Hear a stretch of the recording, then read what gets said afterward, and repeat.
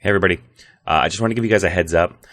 During the stream, we ended up having a bit of an audio glitch that I didn't notice until just now as I'm editing the stream and putting everything together into two different clips. Anytime you see one of these, which is a little tiny square in the bottom right-hand corner, which is the picture-in-picture, showing Andrew alongside of either the content, his code, or the presentation, we ended up having this double audio effect due to the camera, the HD camera, having the audio signal coming from that and the lapel mic. So I do apologize for this. I've tried going in and cleaning this up, but anything I do just messes it up completely and simply makes it worse. So please bear with it if you can. There's some really good content, and it only happens when that picture is down in the right-hand corner there. So make comments about this by all means. If you have a solution and you know of some way of getting rid of that very, very effectively, please let me know.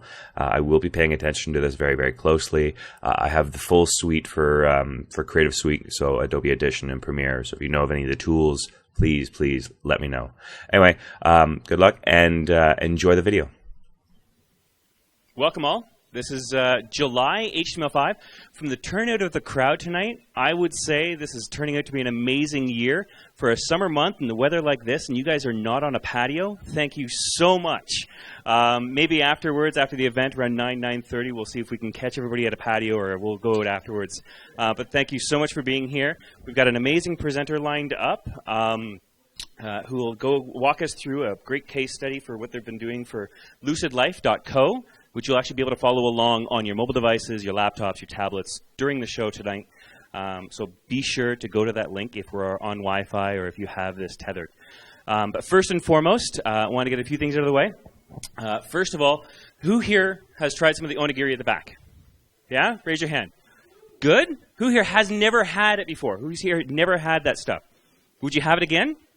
Yes? Freaking amazing. So when I found out that Abakichi, who's a brand new startup here in Toronto, has a place around the corner, just a little bit. Come on up. So this is Jess. I'm just going to hand the mic over to her, just give her a couple minutes of saying who she is. She's a startup. She's trying this out here in Toronto. She's been in Japan for a while, and I can't do half as much justice as she can, so here. Thank you. So first of all, thanks for asking me to come and supply you with lots of great onigiri tonight, Matthew. I hope you've been enjoying them. So the background on me is I'm from here, from Toronto. I'm a designer. I went to Japan for 7 years. I worked in graphic design a bit, did a master's degree in media design, fell in love with onigiri, and came back and thought I would start a company and have them here. It's really great, convenient food. If you failed with the packaging the first time, I think there's a few left. The learning curve is very steep, so try again. And thank you very much. So thank you. Again, give her a quick follow. It's at Abakichi on Twitter, and same thing on Facebook, but it's Abakichi, I believe, there. Really good stuff. And again, there's lots back there. And although I would love to take that home with me, I don't have the room, and I can't really do that. So please, help yourself. I don't want to see a single one back there. Next up, we've got our gracious host, BitMaker Labs. If I can get somebody to come up and tell who you guys are, because you guys are doing an amazing job here in Toronto, and are right up what this group is trying to do by educating others and helping create that engagement within the community. I'm Will. I'm one of the co-founders of BitMaker Labs. We are a 9-week web development course, and we teach Ruby on Rails. We also teach HTML, JavaScript, and we do a bit of Angular. Hopefully we're going to make some of our students here very happy web developers, and our placement from the first cohort was 90%, and we hope to do better than that every cohort. So we'll keep working on that, and thank you for coming and doing this presentation here. Thank you. Thanks for having us. Seriously, doing some amazing jobs. Go check out their YouTube channel. So a couple little things to get out of the way again first. I'll get to the sponsors in a minute, but I wanted to make sure that you guys were made aware. Turn me up just a bit. There is a couple things that are happening in the city. Who here has heard of Maker Faire Toronto? Yeah? Have you guys heard of Maker Faire at all? Yeah? There's essentially a event that happens on a regular basis throughout the world. There's different ones all over the place. Here in Toronto, there's a mini Maker Faire that's happening downtown of all the makers and innovators and creators that are, I believe it's going to be September. But if you get a chance, check out Maker Faire, Mini Maker Faire, or Maker Faire Toronto. Yeah, MakerFaireToronto.com. Check them out. We do have a 20% discount code for anybody that actually uses the HTML5 TO. Great event. You're helping to inspire other people. So take a look at that. Next up, we have screens. Anybody here been to an FITC event? Yes, I see a few hands up. Do you guys enjoy it? Learn lots every time? Well, Screens is coming up, and we have Matt Fab here to do a quick little thing on that, as well as offer you guys 10% off for the code for those. So FITC is an organization that does a bunch of events around the world. It's based here in Toronto. The big one is in the spring, FITC Toronto, and then they also have FITC Screens, which focuses on mobile development, tablets, smartphones, as well as sort of TVs. Anything, Screens is basically any screen that's not sort of laptop, desktop. So they'll have, I think, about 4 or 5 different tracks. It's 2 days.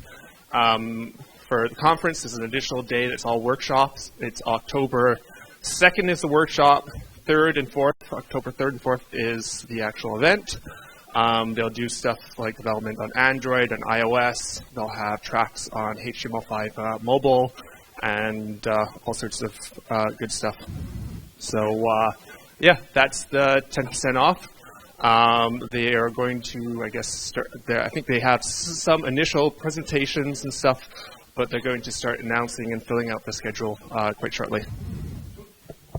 Awesome. Thank you, Matt. And as well, I believe starting next month, we'll be giving away 1 ticket per month to a lucky HTML5 member as well. So pay attention soon for those. So next up, I do have to give a thanks to our sponsors. We have 4 sponsors for the group that I'll be very quick about. First up, I'm going to say Oanda. Oanda has been a great sponsor for the last several months. This is their last month of their general run. But next month, we have a couple people that work there are coming in to do a talk on them. So pay attention.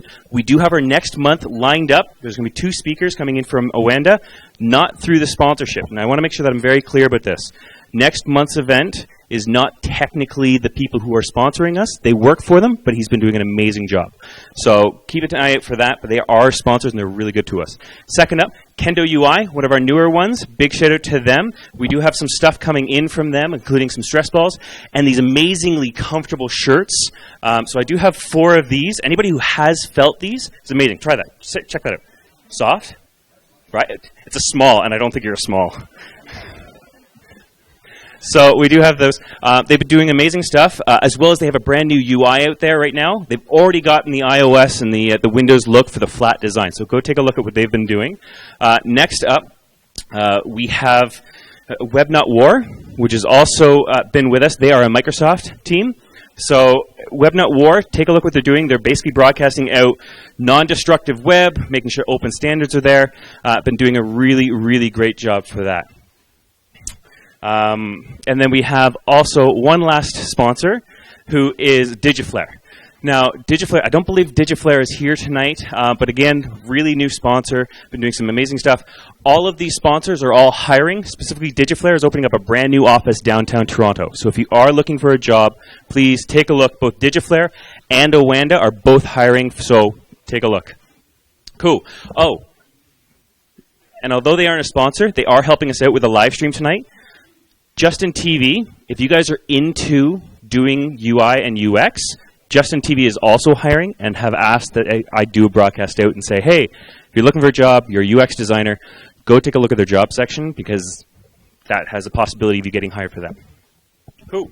So with that being said, I think we'll get the evening started. Again, thanks to everybody coming out. Please go grab food. We have beverages in the kitchen. Get up at any point. We will be taking a break halfway through. But until then, Andrew, if I can get you coming up. And everybody give a round welcome of applause to Andrew. You getting me? Oh, there we go. All right. Okay, well, this kind of feels bigger than I thought it was going to be. You're crowded right up into my feet here, so I got about 4 feet of space to walk around. But as Matthew said, I have to stick here because he has a camera on me. So, thank you guys for all coming out, and welcome for I'm sure we'll get the presentation up in a second. Yep.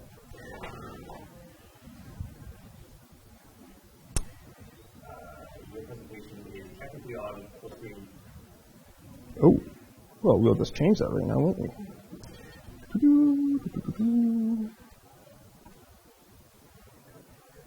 There you go.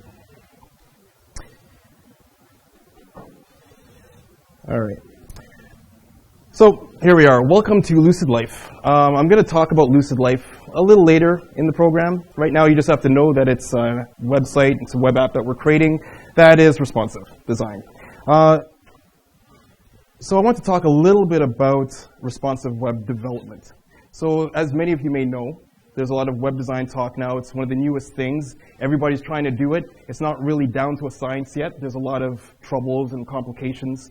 If you kind of think back to the days of IE6 and all those kind of crazy browser compatibility issues, well, those were fairly substantial, but we're entering a market now where there's a lot more than just a browser to worry about. We're worrying about a plethora of stuff. We have devices, orientations, if you're using accelerators, if you're using a whole bunch of different stuff on here, there's so much to take in when you're dealing with responsive websites. So if you're here to talk about or to hear about specifically web design as far as a responsive layout goes, we will talk about that, we will touch on that, but my focus is mainly to delve a little bit deeper and show you some of the functions and some of the technologies and techniques that we use to help provide that kind of responsive behavior, all right? So this is more of a responsive web development kind of talk. But with that said, I'd like to introduce myself. My name is Andrew. I have been working as specifically a front-end UI guy for a number of years now. I specialize now in kind of the responsive layouts and things like that. So I'm basically going to impart to you some of the tidbits of knowledge that I've learned along the way. Things, what to do and maybe what not to do. I have a partner right here, Sharif Ali. I'm the good-looking one.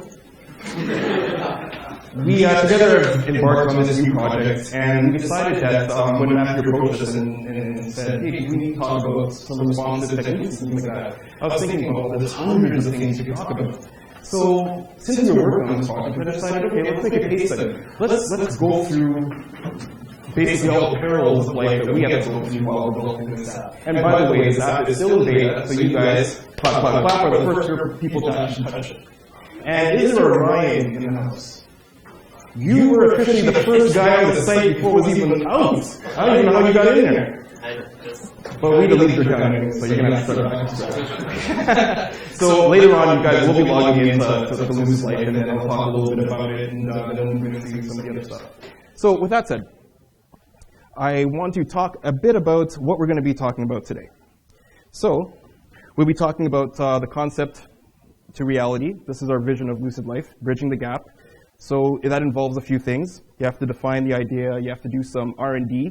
Most people would think the R&D is research and development. In this case, if you don't have a product, you're really doing research and documentation. And there's a lot of documentation.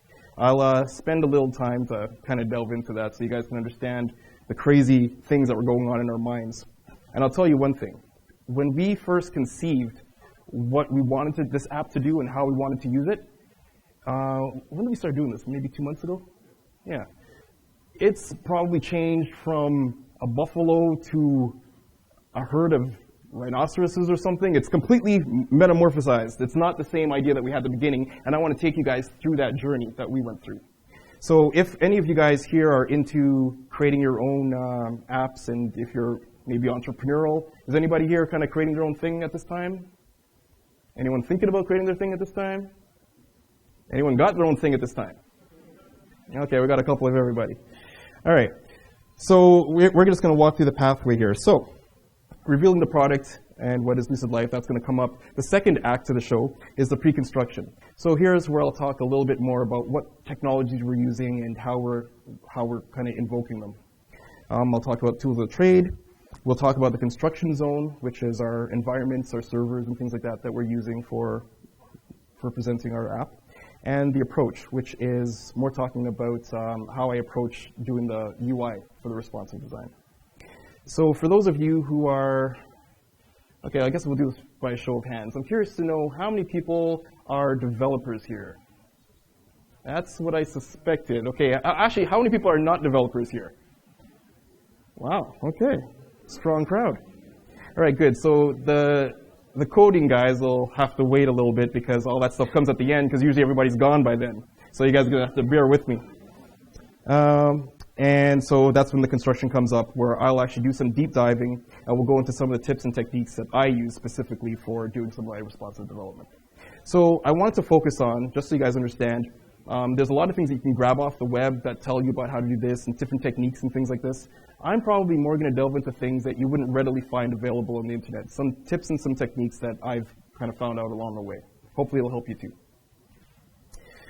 All right, with that said, let's go to defining the idea. So I'm going to walk you through basically the process that we went through when we were first coming up with the idea of Lucid Life. First, we had a problem, and we wanted to solve the problem.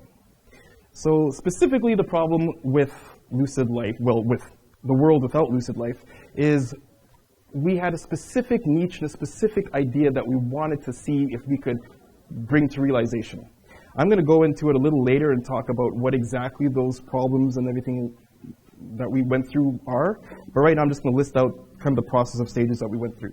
So first, if you're working on your own, your own apps right now, first thing you should come up with is what is the problem you're trying to solve. When you come up with that problem, make sure you define it. Then obviously you have to have a solution for that problem. So make sure that your solution does actually solve the problem, because I've seen apps that there's a problem that they're trying to solve, they create something that works, but you go back and look at their problem and it doesn't actually solve the problem that they're trying to do. I have my tablet here, so I'm going to do something that I've never done before. I am splitting my speaker notes onto my tablet. Technically. While I have a presentation on my laptop. Let's see if this works.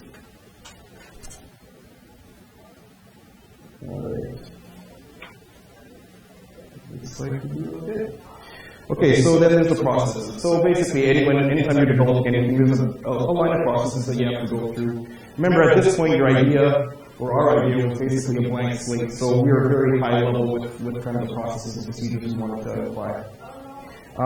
Demographic. You definitely want to know your demographic. You want to know who you're targeting. Because I'll tell you right now, everybody else is targeting the same who you're trying to get. So what will make you be able to siphon into that particular market? So make sure that that's well defined. I'm just trying to get to the slides notes. There we go. Nice. All right, so moving on, you want to know what your challenges and who your competitors are. Big thing here, I mean, it's almost impossible. I don't want to say the word impossible, but it's very hard to come up with a brand new idea that nobody's doing. So if you come up with an idea, chances are there's probably another 100 people that have come up with that idea as well. You want to check around, do some research, and see who's doing what you're trying to do, and make sure that you are following kind of the scale of what they're doing. You also want to talk about the advantages. Advantages of your product. So, like I just said, it's very hard to come up with an original idea. It's possible, but most likely you'll be probably making advancements on already existing systems that are out there. So, when you're talking about the advantages, and I'll put my tablet down here for a second, you want to focus and worry about what makes my product better than their product. Is it the speed? Is it the accuracy? Is it how far I can reach? Bigger, stronger, better? And you want to make sure that you document that clearly. Now, your app is probably going to have maybe 10 features involved in it. Maybe there's only 5 features involved in it. But I guarantee you some of those features will actually be apparent in some of your competitors. So I would kind of edge you to make sure that whatever those features are that are matching, they may be minor on your scale. You still should be building those minor features to be at least as capable as the other competitors or stronger. My business partner here, Sharif, says, no, we must kill on every possible level. If you can't kill, try to match. That's what I say. So, MVP. Does anyone know what MVP is? There you go. So, we want to focus on, the answer here was minimum viable product. This is one thing that you will definitely want to focus on, and something I struggle with greatly. So if you watch like intervention shows like that, you'll find that there are people who are enablers. So for whatever your vice is, they'll give you money, they'll let you stay, they'll let you lodge, and things like that. These are enablers. These would work for people who maybe they don't have ideas coming as fast and fresh, or they're in writer's block mode all the time, and they need someone to kind of push them along the way and edge them.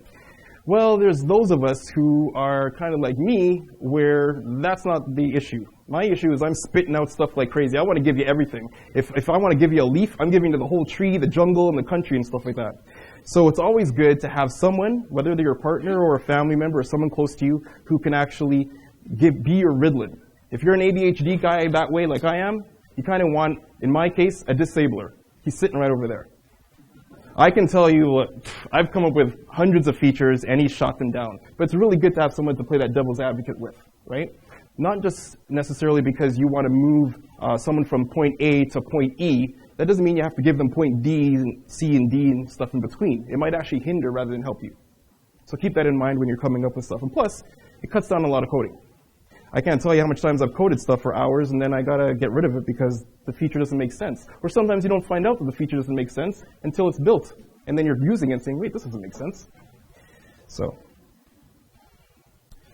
action. So after you've got all those kind of things solved, you want to make sure that you have a plan. You want to know where you're going and what you're going to do with your product. I have a tidbit of information here, your resolve. I have your quote that's going to sound really weird. I'm going to try to restructure it after. Be more afraid of being afraid of not succeeding than you are of being afraid of failing. Let's see if I can phrase that a little easier. We have two people. One person is afraid to fail. Another person is afraid to succeed. The one you want to be most wary of is the one that's afraid to succeed because they'll never try. A fail guy, who's tried and failed, is a guy who's usually not scared to fail. So that means he has a better chance of succeeding. Whereas a person who's afraid to succeed will be very complacent. They won't push the borders. They'll be very even flow. And you'll never get a good product out of it. So, don't be afraid to fail is what I'm saying. Alright, so moving on to research and documentation.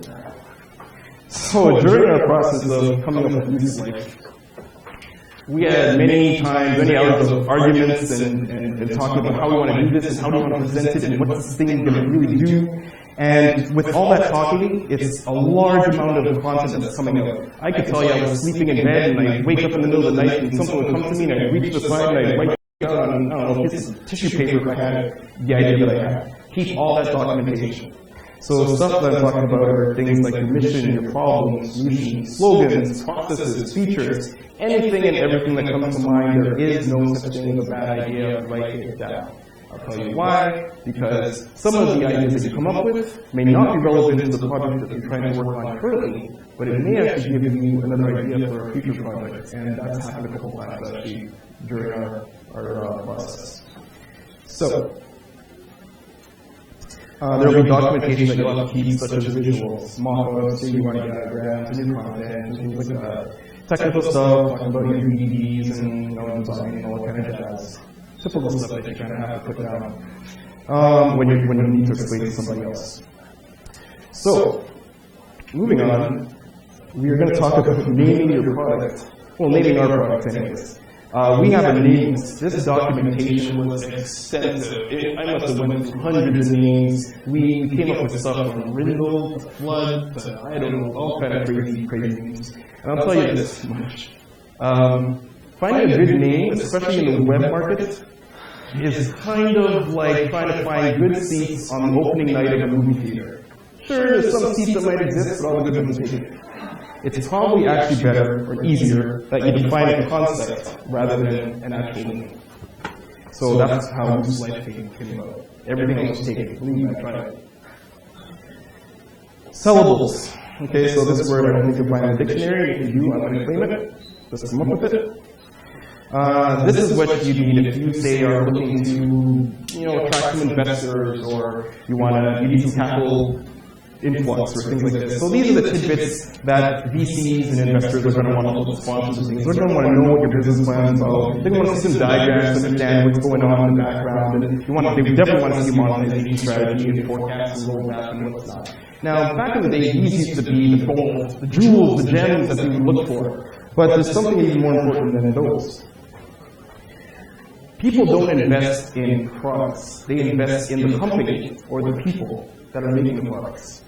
So when you're looking and thinking about how you're going to sell your particular app or whatever it is that you're coming up with your product. You want to be able to think more on the ideal of the product. Not so much what it does, but how does it enhance someone's life? How does it enhance your life? What are you striving for? Right? They'll be more interested in that kind of stuff. And then you can back it up with, hey, here we have this, and this allows us to do this. Right? So that brings us to the pitch. The single one most important thing that you could ever have is your pitch.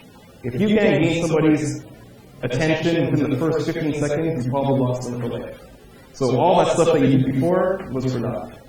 So the pitches I've broken up into 3 main types. You have your initial kind of handshake, greet and meet, 15 second. Why should you care about what I'm doing? And then, if they're interested after that, you've just doubled their attention span. So now you've got about 30 seconds to pitch them some more. Here you want to focus on how does it work. Does this, does that, blah, blah, blah. And that's kind of like reeling them in. So the first one was like the handshake. The second one, if you're a fisher, you kind of like snap that hook in, you got them in. And now, for the last bit, you want to reel them in. And this is where you talk about what is it, right? What sets you apart? What are your innovations? What are the things that give you advantages over your competitors if you have them? This stuff will really help you out because, trust me, you can have the greatest product, and if you can't present it with a proper pitch, nobody's going to know about it, right? Okay, so with that said and done, we are going to have you guys actually log into Lucid Life. So if anyone here has the computers up, which currently is everybody, you can siphoning out the Wi-Fi here. But if you want to go in, you can. I'll let you guys get in so that I can show you a brief little featurette. This is going to be my pitch, kind of in a graphical form, and I'll warn you right now, it's going to be very, very corny. So let's go through this, and I'll get you guys to log in after. And Sharice's going to laugh at me for this. So yeah, I went for the corn factor on this one. So what is Lucid Life? I'm going to demonstrate what Lucid Life is to you in about, I guess it's about 20 seconds or so, visually. Let me just get to my notes.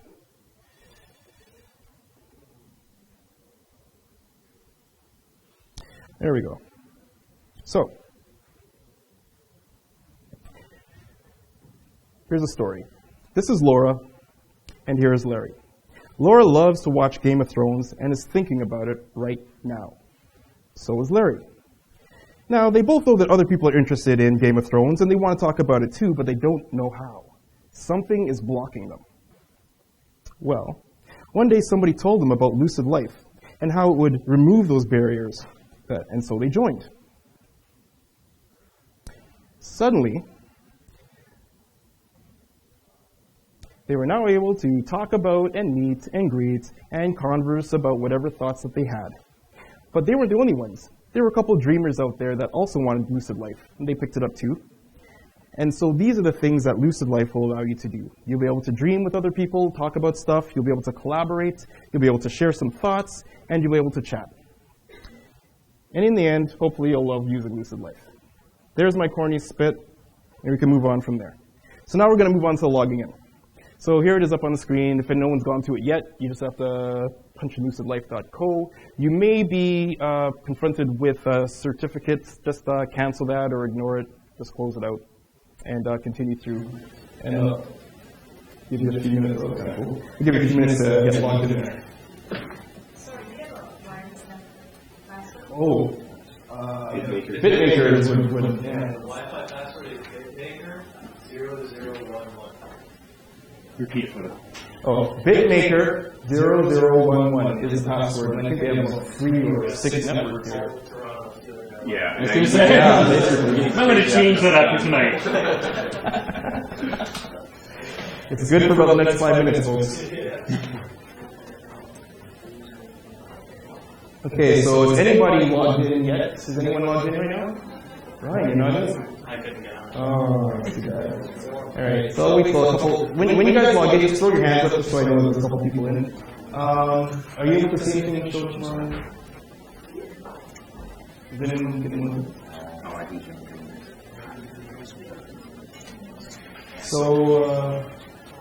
Matt, if you could switch so we can get to see shoes there. Yeah, there's some people. Okay, so you'll see that it's just as you're logging in, you'll see people start sliding in. Oh, by the way, if you don't put a picture up, you're going to look like that. That is on purpose. So, it's a very handsome guy. All right, so here's a brief little synopsis of how Loose Life is working. It's more than a chat program. We like to think of it as Twitter without tweets and a chat without room. It's basically you're talking to a screen. The problem with Twitter is that you're going to get pieces of conversation, bits and pieces of it from people that you probably don't know, you might not care about, you're just getting tidbits of information. Here it's a little different. If you enter the stream, or thought as we call it, or Loose Life, you're going to be talking to people who are also thinking about Loose Life right now. Now there's going to be obviously, when this launches, there's going to be a lot more threads that are pushed off, and you have stuff about sports and things like that, so you can actually move amongst the streams pretty easily. You can save some of your favorite ones and go back to them if you need to. There's a lot of innovations that Lucid Life is going to apply. Right now we're in beta mode, so you're only going to get the very, very minimum, so I can present this presentation. But there's things like, thought strategies and thought suggestions, and we'll be mixing and melding. If there's somebody in another stream talking about the same stuff that you're talking about in your stream, we'll actually pull them into your stream so you're now all talking the same language. So we do that all for you. So we're helping you to connect with other people. That's basically what Lucid Life is about. If you guys need to, now there's a Q&A that's going to happen, and what I'm going to try to do is a little experiment. If you guys have questions, you can just come up here to message the screen, type your question in, and just hit the go arrow, and it'll actually end up right here in our little stream repository. So as you come up with questions, they'll show up in there, and we can field them for you. So, and you can also call out if you like, but use the app. All right. So now we're going to talk a little bit more about the pre-construction of the site that you're seeing right now. I want to talk a bit about some of the browsers and Matt, you able to switch over to the presentation or thanks? Andrew, back there. Hello. I'm joining your site here. It's asking me to pick a day for my birthday. And Lie, you can lie. What's that? You can lie like. Yeah, I mean, I'm going to have to scroll. That's a good one. More controls. All right. Yeah. So he's saying that he needs more controls because the year that he's punching in might be a little further down the list than some others. Perhaps trying to do this in a nice way, right? The gentleman that asked that question is Young. He's a very young guy. And you got to reverse order. There you go. Okay, so okay, so here we go. So let's talk a bit about some of the tools of the trade for developing good responsive web design. You'll want to look at, I don't know, some people use Firefox, some people use Chrome. I actually use Firefox most of the time, and that's only because I have a bunch of my funky little add-ons that I love to use, and I can't give them up. But I do switch back and forth occasionally to Chrome. I'm going to try switching if I can, so I can show you some of these things. So I'm talking about some of the tools that you have available to you in Firefox. Some of the add-ons that I pull down is obviously Firebug. That's like my #1 tool. If you're not using Firebug, you should be using it. If you're on Chrome, you're just using the developer version. Measure It, I use it a lot just to you can kind of stretch out a little ruler, measure objects on the screen, and I can kind of set my responsive parameters based on that. And Screen Grabber, it's making shots, and the Web Developer. Now, Web Developer for Firefox, not a lot of people know about it, so I'm actually going to show you quickly how to use that. It does give you a lot of power when you're dealing with responsive stuff, more so than Firebug would. So let's see if I can switch modes here. Get into... Yeah, let's switch over to this guy. I'll use this. Let's go full screen. Okay, so right now you're seeing a little toolbar along the bottom here. This is the Web Developer kind of helper add-on, and I stress that everybody should pull this down. It gives you so many tools that you can have readily available at you. I can go in here and I can turn on and off my JavaScripts and some of the cookies. I can hold and halt and I can enter and stuff for that. You can do that in Firebug too. But there's you'll see if you go through some of these drop-downs, there's a lot more options that you have for each of these items. And it might be hard for you to kind of see because it's a really tiny toolbar. But what I wanted to point out to you specifically was, and just for that, I'm gonna jump in. Let's go into Lucid Life. Let's see one of the things I can show you here. You'll see here a couple stuff. Here's resizing the windows, of course. You can go check out different resolutions and blah, blah, blah. But one of the really cool things that you can do is you can actually go to the view responsive layout. So if I click on this, it takes you to another tab, and it actually lists all the major kind of layouts. So you got your iPhone layout dimensions here, so you can see what the site looks like in that. You have a tablet version in landscape and portrait, and you have some of the larger screens. So you can actually go through the site and actually see how your site reacts and all these different things all on one page. Makes it a little easier sometimes to kind of meld through some stuff. Other things that it can do is, well, actually, let's see if I can pull up Chrome here. That's not where we want to go to. Let's go to Google. All right, so I'll maximize this. So another really good thing that Chrome does, and some people don't take note of it or use it at all, is, let me see if I can see this. I can't see it on full screen. There we go. So for those of you who've used the developer tool in Chrome, you can actually go down to the bottom here in the settings, and it has a really funky cool thing that you can do. And this I've used like daily. So I've gone in here and I've gone to my settings and I've gone to overrides. If you notice in overrides, I can actually choose what kind of user agent I want my browser to imitate. So I can come here and you can download your own. I can go to iPhone 5, iPhone 4, I can pull up Android, so I can do a whole plethora of different stuff here. So this is great. If I click on any of these, my browser will actually act as if you're on that device. So it's not quite a simulator. It does simulate a lot of things, but at least it gives you your user agents. It gives you some of the device metrics. It gives you even overrides to your geolocation. So if your particular app happens to involve geolocation, you can actually change the amount of people on views here, so you can test out there, as well as you can do some overriding of device functions, and you can enable touch events and disable them, so you can make your browser act as if it's a touch device. Also, this is a really cool thing, emulating CSS. So I can emulate the screen version, which is a normal version, but I can also switch to the print version, what the screen would look like if I was in print. Okay, clearly I'm on a really bad website because you don't see the difference. But if we run, say, Lucid Life, you'd see that you just need to look at the map real quick. I don't know why you want to put the screen there. But here's another cool thing for those of you who are interested. You even have Braille. Now, you can actually switch to Braille mode. My computer, I don't know if yours does, if it does little dots and stuff, but that would be pretty cool if it could. But yeah, there's a lot of good goodies in there, so I suggest you kind of go through those and kind of emulate it. If you don't have a proper simulator direct from Android or iOS, then you can actually use this. It's pretty good secondary. So that's one of the tools I like to use. All right, let's see if I can get back to the presentation. Here we go. All right, so also we're moving on to some of the websites that I tend to have in my little toolbox. I have the jQuery. Now, I'm pretty sure a lot of people are using jQuery. How many people are on version 2 now? Yeah, there's a couple. So there's a big difference between the version 1 strain of jQuery and version 2 strain of jQuery. We actually decided to build Lucid Life off of the 2. The big main difference is not that it gets rid of all the deprecated stuff from the past and it starts off with a nice clean build, but it also gets rid of, it ignores anything below IE 9. So it doesn't even consider those products. So be careful if you're going to jQuery 2, because if your app is going to be used on 8 or lower, you're going to have issues with it. And jQuery Mobile, of course, you want to use that for doing a lot of your development. Right now, you're looking at our beta site, so you're not going to see the actual jQuery Mobile involved on it right now, but come back in a couple weeks.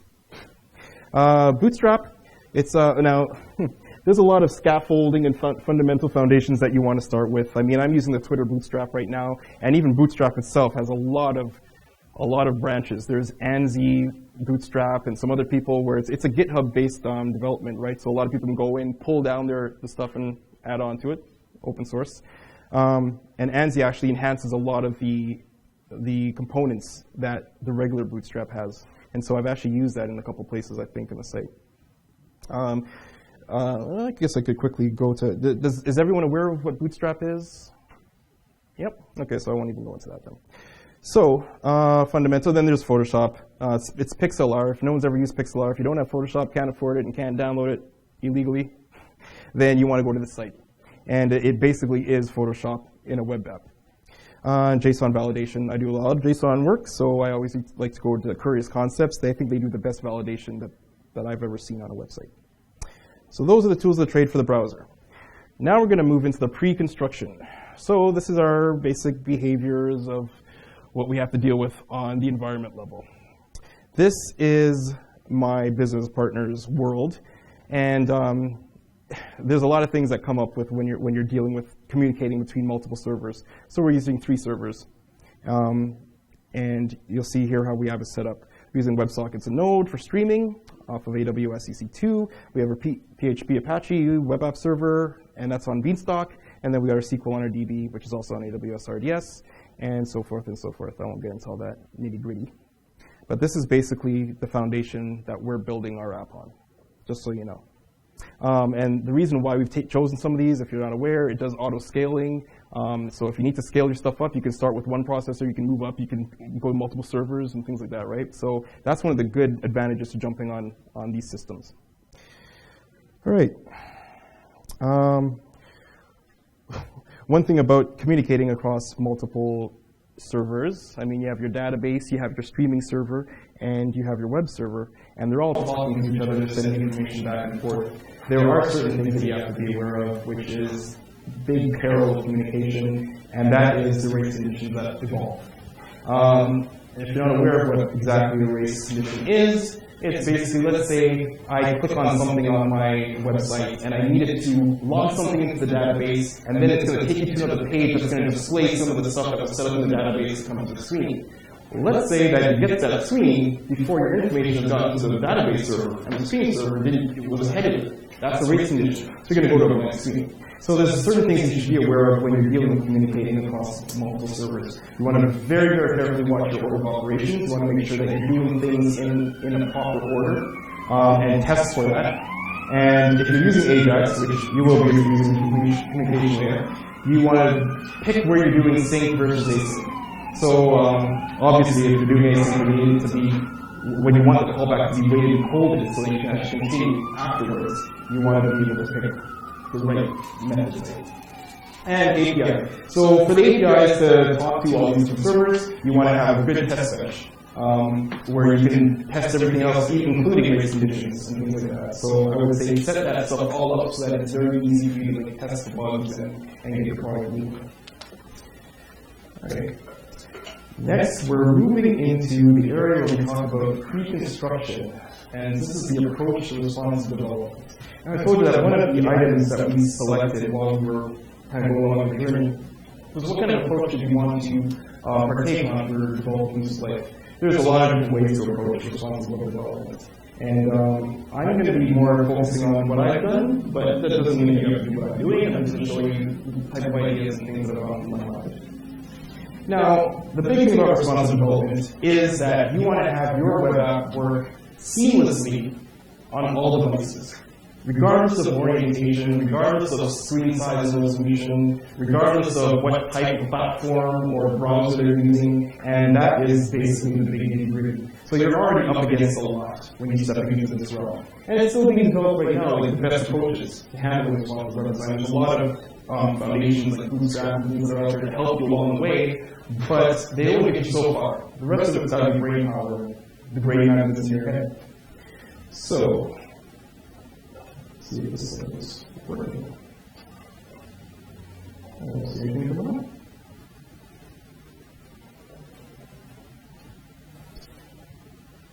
Oh, that's interesting.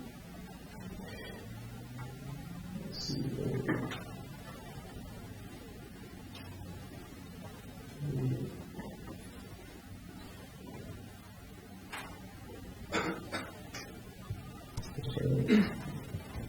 Oh, I want to build. Oh, that would be good. Does everybody on the web? Everybody okay? Is it just me? You're still online. All right, let's do this.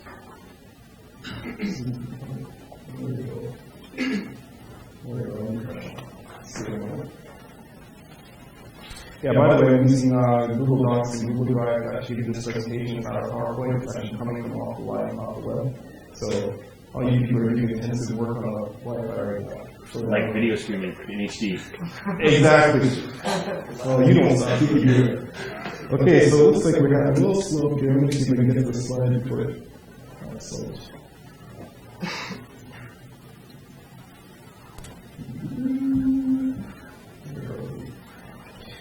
Okay, so there we go. There we go.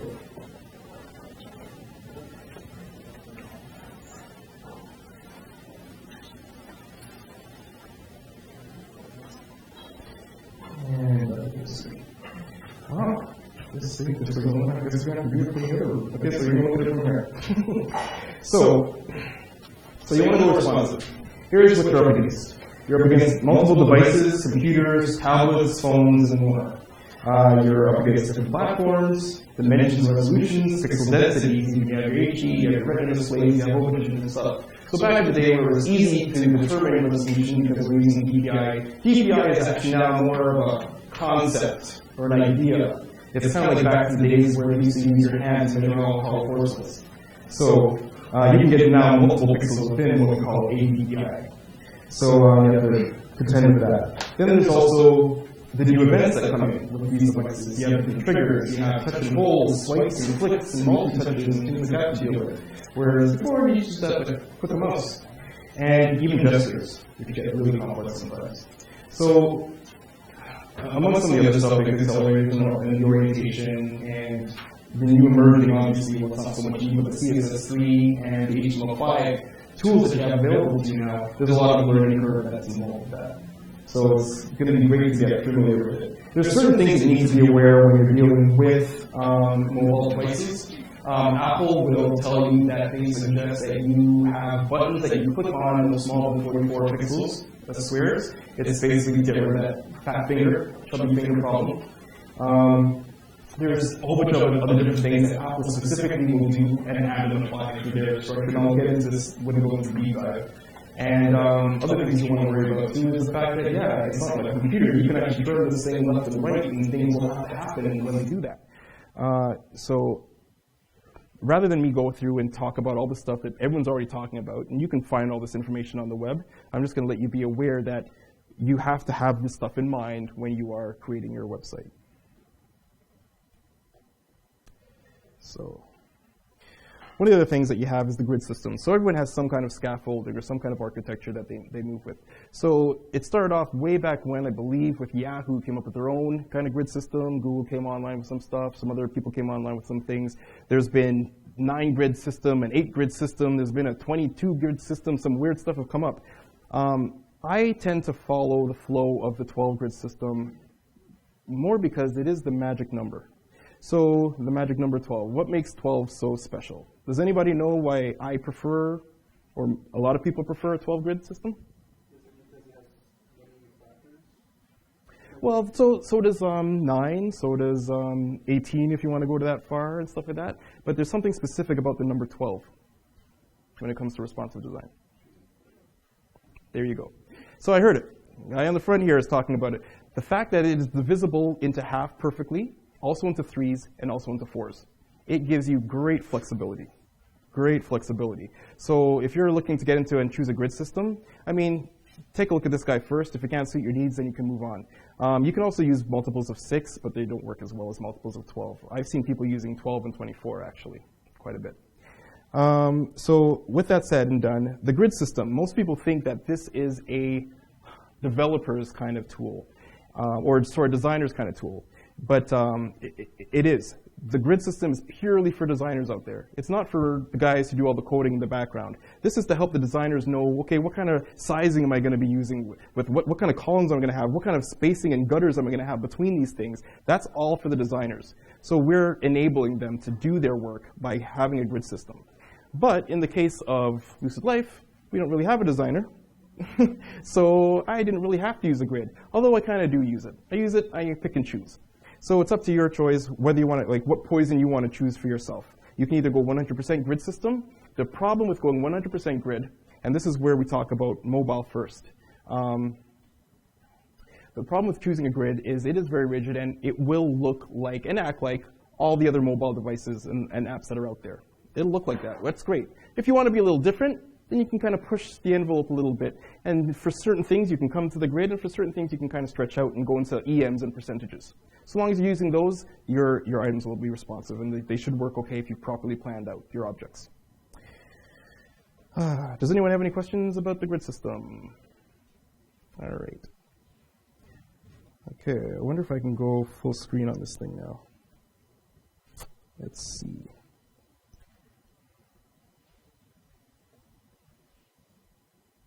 Oh, okay. It said yes, and then it said no. Okay, here we go. Let's see if I can go full. Okay. So the biggest aid that you could possibly have, in my recollection, is designing proper object-based GUI design. So you can see here I've called it ooey gooey because it is good. I love it, and I will create objects till the cows come home because they're awesome. The good thing about creating objects and planning them out is like planning out a good data structure or a good data type. You think about all the possible things that you need to stick into your object and things that might be there sometimes and might not be there sometimes, and you focus on that kind of structure and you develop around that. Now, all sites, Lucid Life included, will have a few objects that are the main characters, the big guns. These are the guys that do most of the heavy lifting. You have two types of these kind of objects.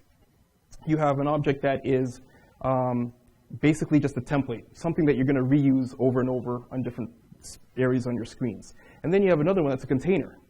That container object will actually pull in templates at its disposal and spit them back out.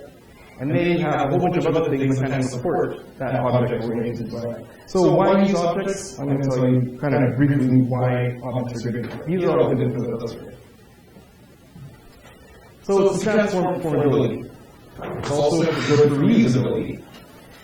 And when I talk about reusability, there's a lot of sites that you go to where every time you want to do something, whether it's a light box or it's something that's repetitive, they actually have re-engineered another DOM structure for it, another module for it. Where actually they're very, very similar.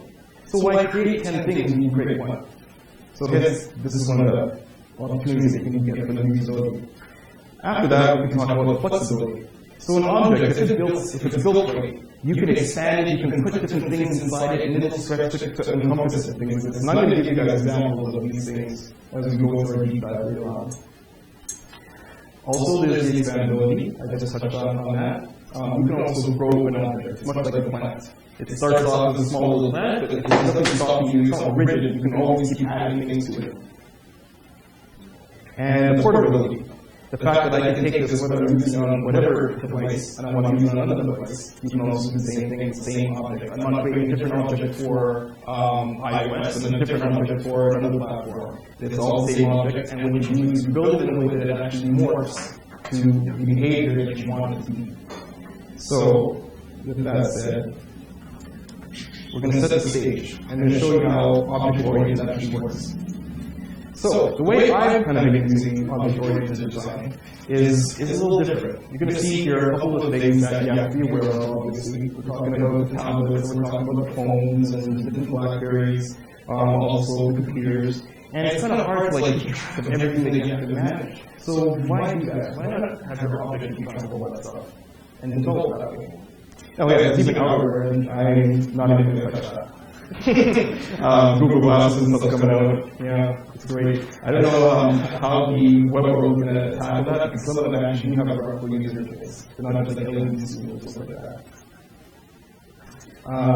But I would like you to meet the actors. And when I say actors, when you're building a website, it's almost like you are creating a theater show. You have a stage, which is your platform. Whether your platform is being on a tablet, being on a device, whether that platform is in orientation, is in portrait mode, or is in landscape mode, these are all stages. you can manipulate the stage, and you can have your objects be manipulated by the stage as well. So, like I said, you have your main players. These are your heavy lifters. This Lucid Light, when playing specifically, has one big object. It's our big lifter. So those little badges that you see in there, those are our big object lifters. And I'll explain a bit more about it as we go along. Those are templates. So every time a new user comes in, I basically just plug in the template, I grab the information from the database, and I drop it into this object and I display it so everybody can see. Now, it goes through a little bit of morphing and transforming. But there's also little smaller objects that help it and aid it. And so these are kind of more the second string, the B string actors. And so these are the templates and the containers and welcome and introducing your main players. Now, as any good play would have it, no good actor does everything in the world. They also have to have a supporting staff, right? So what would the supporting staff be for objects? Well, these are probably things that would affect their behavior in certain realms. Maybe their appearance, maybe it's a functionality thing, maybe it's some kind of security type cast. So, introducing those guys, I call them the extras. They're your supporting actors. So, depending on what you want to do, you can plug. You can take different ones of these objects and you can place them anywhere within any other object. Now, I'm kind of talking very vague because you can't really see what I'm talking about, but you will in the future. Let's say you had an object that when you are not logged in, the object looks one way. When you're logged in, it looks another way. When you're looking at the object and it's your object, it'll even have more stuff that is involved in it. So these are the supporting actors that you're actually swapping in and out to apply those things. They could be containers of some type. They could be little snippets of, could be buttons that show up magically or hide magically. These are all the little supporting actors. And then you have the guys that control all those behaviors. So these are the director's aides. This would be your set managers and your costume and design and your stage and prop managers. These are what tell the objects and the actors where they should be applied and how they should be applied. So with the knowledge of these three pieces, this is how you have everything you need basically to build the proper stage. Now, the director's aides may be the smallest items here, but they're probably the most significant. Because depending on possibly how these are applied, I would put a director, let's say, on a page level to maybe handle if this page is viewed in orientation landscape. I want to send this supporting actor over to this object and change this. If it's viewed in landscape, I want to change a different one. So that's what these director aides kind of do. Now I call them classifiers. The reason I call them classifiers is because I literally use classes to do all that kind of talking. That's the communication. The big communication and the strongest thing that you should focus on when you're doing web development in a responsive way is CSS, CSS, CSS. Your page should hold up in pure CSS, no JavaScript. If I disable it, you should be able to at least not break the page and everything's working. So we're going more now touching onto some coding with unobtrusive JavaScript. So one of the keys to programming with unobtrusive JavaScript is that you just deal with CSS. You literally place a class on a container, on an object, and let the CSS do the heavy work. Now, there's going to be some areas where obviously you're going to need some animation that might be not through transform on CSS3. Sure, you can apply those things too, but make sure that it still holds true without the JavaScript. I think we're getting about time for break now. Yeah, so I'm going to hold it at that because I'm going to actually introduce you to the cast for Lucid Life. And is it about time for that break? Yep.